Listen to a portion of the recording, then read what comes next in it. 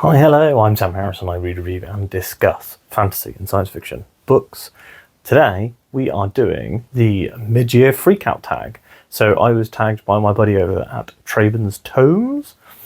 And one of the things, I want you to guys, I'll put it in the description below, but you guys should go watch this video. He actually talks a little bit about comics and manga as well as his book reading, which is really exciting. Whenever I've made comic book videos on the channel, with the exception of one, they have all bombed. So I kind of stopped making them. I haven't had much time to read comics lately anyway, but I am going to try and do some more comic stuff over the next few weeks. Let's get to the tag. So this is the mid-year freakout tag. So basically we're pretty much halfway through the year now. The summer equinox was the summer solstice equinox. I don't know what they call it now. The summer solstice, I think it is, was like just the other day. So now it's officially, the days are getting shorter. We may as well start doing our mid-year content. So question one is going to be, what is the best book you've read so far this year? And I've read a lot of good books this year. One of the big things about my channel is that I have not really read a lot of the classics of the fantasy and sci-fi genre. So basically when I started the channel, all I'd read was Greenbone Saga, The Cosmere and The Dresden Files. I'd read like 2 or 3 other things. Whereas now I'm working my way through the classics. So I've been reading Wheel of Time, 1 book a month with my friend Matt from Bask in the Story. And then on top of that, I've also been reading a load of other stuff, but I've also injected into that some new releases, and I think that my favourite book so far is probably a toss-up, but I think I'm going to go with Demon in White by Christopher Rocchio. So I really have enjoyed the Sun Eater series. Let me just let the cat in. And Demon in White is the best book in that series so far.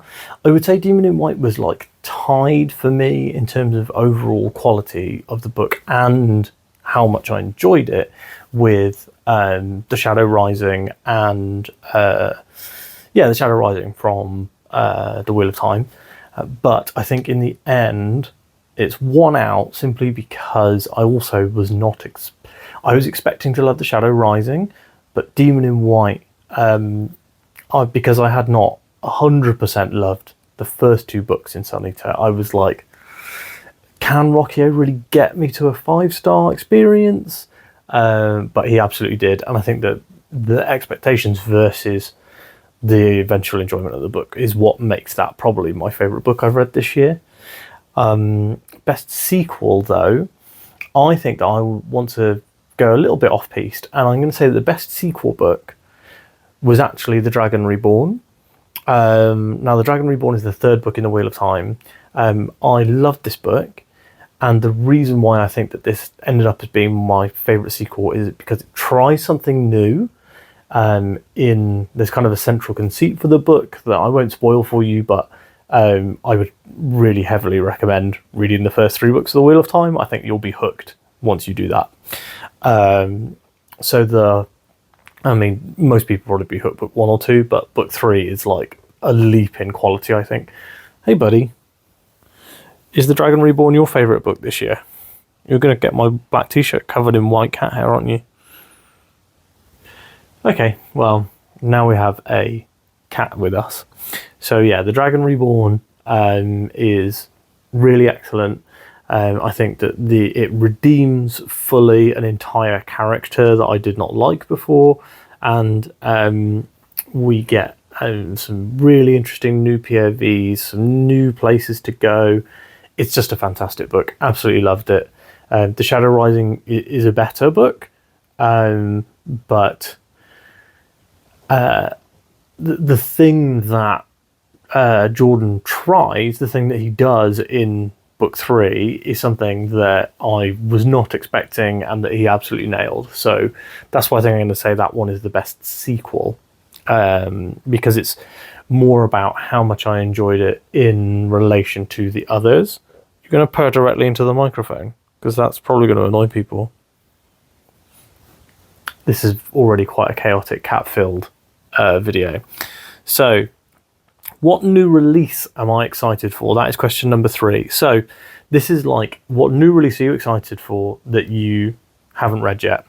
Like 2024 release. And I'm going to go with this book right here, The Silver Blood Promise by James Logan. This is kind of like a fantasy heist mystery sort of affair. Really? You're going to knock over my notepad now? This cat is very much ruining this video for me. Probably not for you. You guys probably love it. So yeah, it's like fast-paced, action-heavy, new fantasy author, but who is the editor for Richard Swan, who is one of my favourite discoveries of last year. Yeah, Silver Blood Promise. Incredibly excited to read this one. I would have read it already if I was not reading SPFBO stuff this summer. So a lot of my fantasy reading over the summer is going to be for SPFBO. But as soon as I have a free slot, I will be reading The Silver Blood Promise. Next one is the biggest disappointment. So for my biggest disappointment, there were actually a few contenders. So Empire of the Vampire I DNF'd, and I think that I probably shouldn't go all in on Empire of the Vampire being a disappointment, because I had reservations from friends saying they didn't love it. I think probably the biggest disappointment is going to end up being Empire of Silence by Christopher Rocchio. So the biggest thing for me is the distance between my expectations and my enjoyment for that book. That's probably the highest of any book I've read this year. You guys have seen my review. If you haven't, I would recommend it. I still think it is worth reading this series, but personally, Empire of Silence was just not what I wanted at all out of a science fiction book. It was very limited, I would say, in its scope, which is not the case for any of the other books at all. So what is the biggest surprise? So my biggest surprise is going to have to be how much I'm loving reading The Wheel of Time. So I don't know whether you guys... I don't know about you guys, but I hear from a lot of Wheel of Time fans that The Wheel of Time isn't very good, but it's their favourite series of all time. And it's such a weird way for people to talk about these books. And there's a lot of arguments actually that happen in the comments of my videos about The Wheel of Time. But I was expecting to, especially with the first couple of books, for it to be like a real slog to get through. And do you know what? It has ended up being one of the biggest surprises and the biggest delights of this year so far. Absolutely loved reading these books, and I can't wait to read more. My favourite new author this year, I didn't want to just pick Robert Jordan for everything. And I was looking through the books that I read this year and trying to think of the people who are new to me that I really, really loved. And I think the first person that came to mind was Brian McClellan. So he wrote Promise of Blood, which I gave 5 stars back in, I want to say, April. And I absolutely loved Promise of Blood. Basically, loved it, no notes. Fantastic book. Really, really liked the world and the world building there and the plot that he's written. But I do think that McClellan also did a great job with the characters. So you often find with fantasy that they'll have like one, especially for, you know, early books in their career, they'll have like one speciality, and so it'll be like world building, plot, or characters, and the others will kind of be the thing they work on as they write more books. But McClellan, I feel, kind of nailed all three, and I was really happy with reading that series. Well, that book. I do want to get to the other books, but I have heard they're not as good, so I'm not rushing. New book crush. So this is like a character in a book that you've really like, you're crushing on, you've fallen for. And I have to say that when I first thought about this, the first character that came to mind was Calidus from The Will of the Many. So I literally just finished reading this, which is probably why it's on my mind. I say literally, I finished reading it on Saturday and now it's Monday. But I finished reading this on Saturday, and Calidus is such a good character. He's like the perfect best friend character. He's incredibly smart. He, doesn't want to. He'll risk himself for his friends. He's loyal. Basically, everything about Calidus seems great. He also seems very funny and good-natured. And there's lots of great stuff about. Oh, you going to sit up there? There's lots of great stuff about Calidus. I think he's a fantastic character, and he probably ended up being my favourite character in this book. So definitely one that I'm going to recommend this book. I'm going to record the review for this straight afterwards. But I really think it's worth a read, and especially for Calidus. So next up, books that made me cry is question number 8. The answer to that is none, because I can't remember a book that made me cry. Possibly one of the Cosmere books, but that was a while back. I think maybe the final Dresden book that I read, but Battleground. I think I might have got emotional, if not shed a tear during that one. So yeah, books rarely make me cry, I'll be honest with you. Books that made me happy, and you know what? I'm going to say it. All books. There's not been a single book this year that I've been like slogging through that I've really not enjoyed. So every book that I've read this year has made me happy, and I don't want to pick one out in specific. I do think there were a couple of moments in Will of the Many that I was like proper fist pumping, like yeah, do it, Viz, but nothing specifically. Next one up. The reason why I had Silver Blood Promise out was for that new book, but this is also the most beautiful book that I have got this year. So it has the cover continues onto the edges, which is really, really amazing. Then we've got on the inside, we've got new artwork there. We've got new artwork on the back as well. And then the actual naked hardcover has new art. You guys have seen this in a few videos now. It's amazing. The Broken Binding absolutely outdid themselves on this one. I have 2 other books from the Broken Binding. I have the Andy Weir first 2 books from their sci-fi subscription, and while those are pretty, I don't think they even touch the sides when we're talking about the Silver Blood Promise and how high quality the artwork is there. And it's Jeff Brown, the artist, who produced all the artwork for that book, and I've got to say I think Jeff Brown would be my number 1 pick for somebody that I want to do a cover for my book if I ever actually write anything. What's next? So the next question, and it's actually kind of the final question, is what's next for you in your reading and on the channel.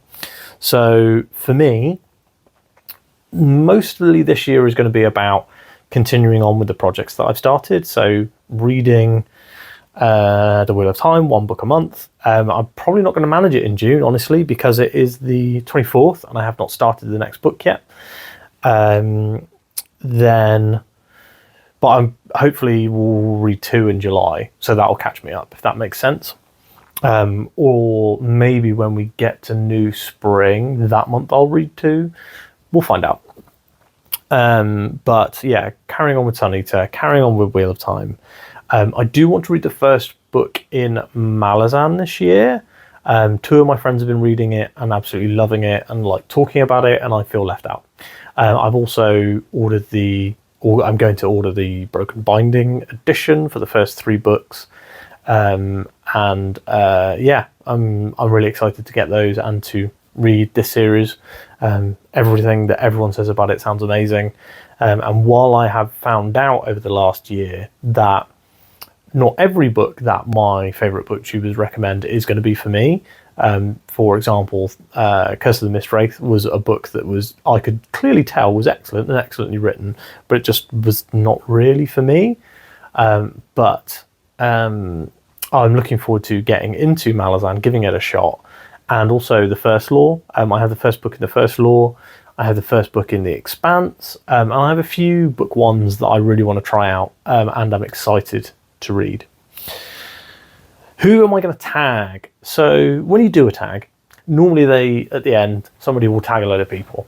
And I don't love doing that because I feel like then if people don't do it, it's a bit like, oh, well, But what I'm going to say is I'm going to tag 3 of my friends who I don't think have done this tag, who I think would have fun doing this tag.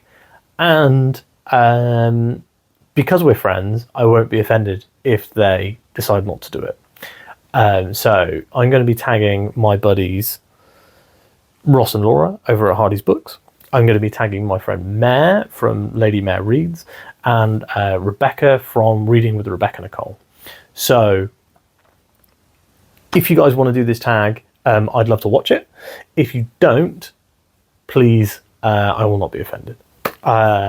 Especially the Hardy's Books guys. You guys do like fancy, cool videos for cool people. Not just all this booktube nonsense. Anyway, if you've read any of these books and you have answers to any of these questions, or you'd just like to chat with me, then please do so down in the comments. Currently, I'm still able to reply to every comment, sometimes a little bit slow. Now we have the new baby at home, I have a little bit less free time, but I do still try to reply to everything. If you like this video, give it a like. And of course, please subscribe. We're currently, as I record this, 4 subscribers away from 700, which is insane, seeing as we were at like 650 2 weeks ago. So thanks so much everyone who has recently come along to the channel. I'm sure a lot of you guys are here off the back of my Wheel of Time stuff and off the back of my discussion on the books Onyx Go Color 7, Onyx Books Go Color 7. Please do stick around because there'll be more content on both coming very, very shortly. Yeah, that's everything. Thanks for watching. I'll speak to you tomorrow. Goodbye.